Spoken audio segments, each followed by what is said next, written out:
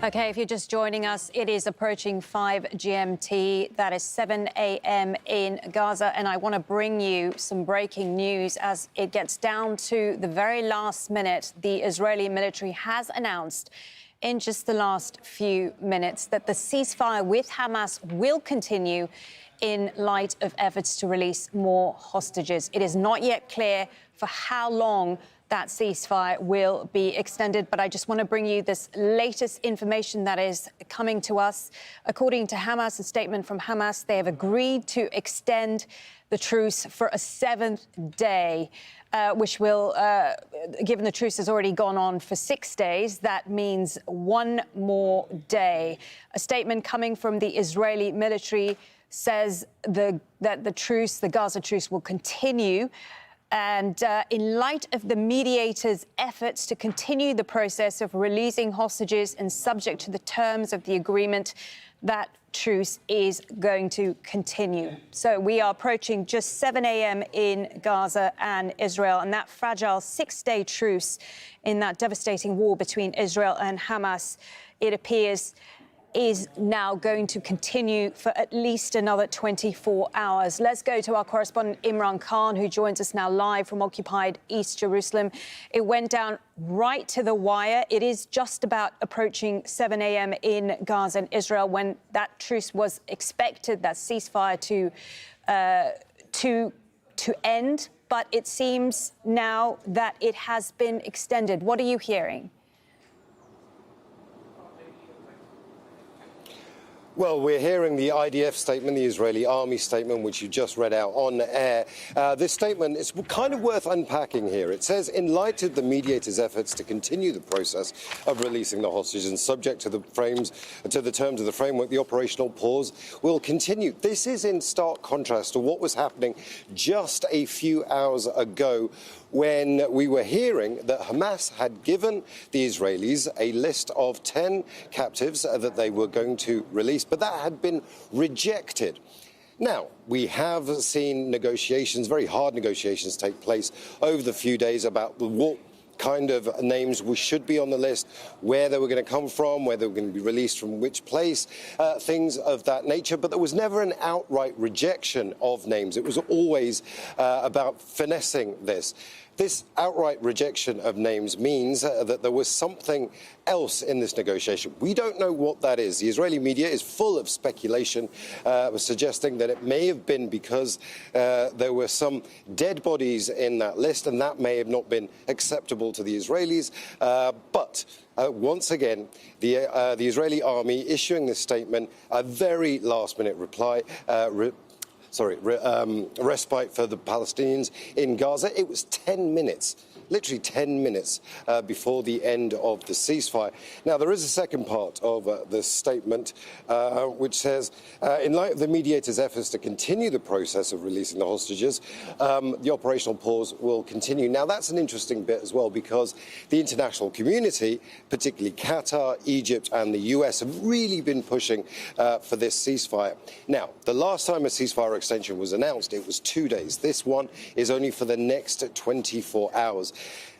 This goes to show you how hard-fought these negotiations are, how difficult it is for the Qatari mediators and Egypt and the US to get to an agreement. But an agreement has been reached, and it was reached with 10 minutes to go. Yes, indeed, Imran. In the past, it's worth reminding our viewers about how fraught the process normally is. I mean, it's day by day that these lists are handed out. And we have seen in the past issues with lists provided by Hamas. But ultimately, as we've seen now, again, the negotiators have managed to work through any problems. That's absolutely right. It's something I was just talking about earlier. These negotiations are incredibly fraught. But, you know, Palestinians have been released. It's worth giving you some numbers right now. We're looking at least Just going through my phone to get all the details. Let's talk about the Israelis first. It's 23 Thais, 1 Filipino. Those are the international people that have been released. 74 Israelis have actually been released in this. Now, that's actually quite a large number over the last 5 days. Normally what happens is you get 10 Israeli captives being released for every 30 Palestinian prisoners that are released. That's been the ratio. It's been a ratio that's kind of worked out. The names, as we say, have been an issue.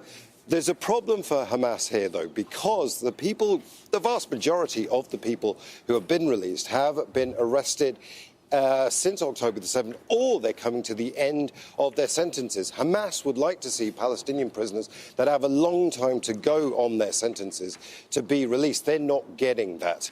The Israelis, for their part, have always maintained this ceasefire is only useful to them as long as Israeli captives are getting out. This isn't about getting humanitarian aid into Gaza. It's not about independent observers or allowing independent UN observers or journalists into the Strip. This is simply about getting people in. There is another thing here, though, as well. Like we say, this is a ceasefire extension for 24 hours. That's the limit so far. But the tough talk from the Israelis is we will go back into Gaza at a time of our choosing.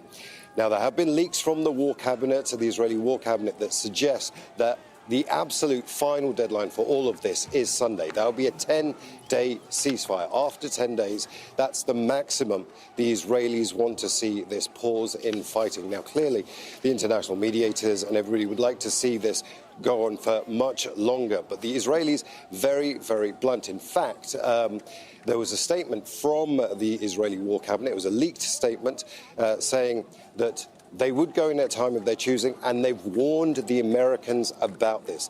Talking of the Americans, Antony Blinken, the US Secretary of State, is in town right now. He's in Tel Aviv.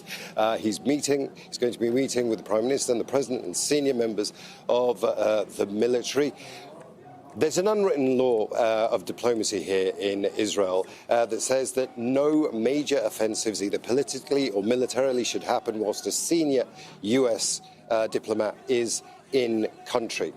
That may have had something to do with this. That may be that's why they've extended it for 24 hours, simply just to give the Americans the feeling that they are coming in and there is still hope for a ceasefire extension. To go in and bomb whilst an American is here is incredibly bad optics, something the Israelis would like to avoid.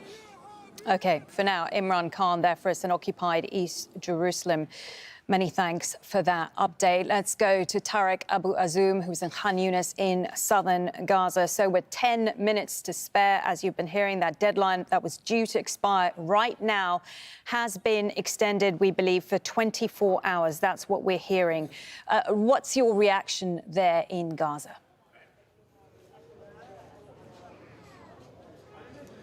Yes, the minutes that had preceded the announcement of the extension of the ceasefire for a new day was really critical and hard for Palestinians, where fear and anxiety were taking control of all emotions of Gazans inside the besieged territory, where Palestinians lost hope at the last time, at the last minute, that there is going to be any new extension, as Hamas from its side had given a sign for its forces to be ready for any possibility for the renewed fighting with the Israeli soldiers on the ground, as there is no any official statement had been released just until the last minutes of the end of the previous ceasefire. But later, Hamas had said that they have reached to a further extension for further 1 day, which can give a clear sign that Palestinians will have a new day clear of the Israeli bombardment. Now, earlier today, the majority of people start, and even from earlier hours, they start to return back again to the hospital in order to remain in and to be away from the Israeli possible renew of